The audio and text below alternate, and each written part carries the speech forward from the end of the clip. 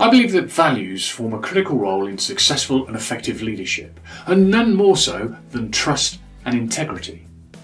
Yesterday I was listening to an article on the business news in the UK, and it was highlighting data published by my own professional body, the Chartered Institute of Personnel and Development, showing that on average CEOs had received an 11% salary increase in the past year, where on average their employees had received a 2% increase.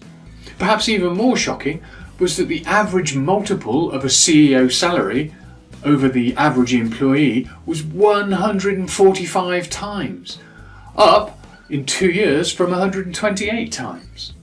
Now that to me is insane, and it's been an issue for a long time. I remember blogging about this back in the financial crisis around 2008-2009. And my concern is very simple. If you have leadership responsibility, your job in business particularly is to get performance through people. But what this data smacks at is that it's all about individuals, it's all about personal ambition, personal growth.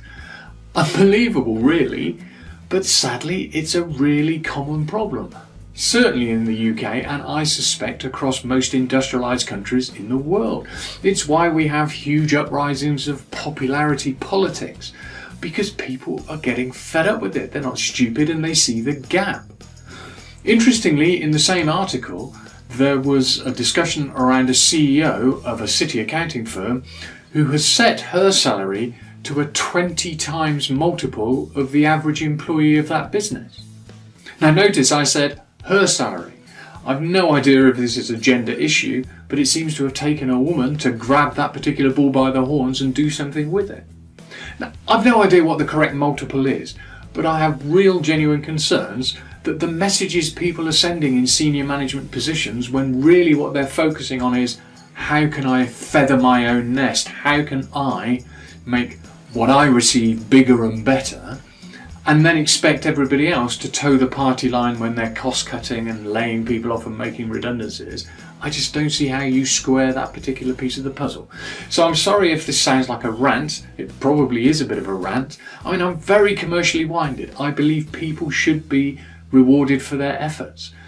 But there has to be some sense of fairness, because if there isn't, it will really end badly. So for me, leadership is about trust and integrity. Those values are critical, and it's starting to look like we may have a bit of a values crisis.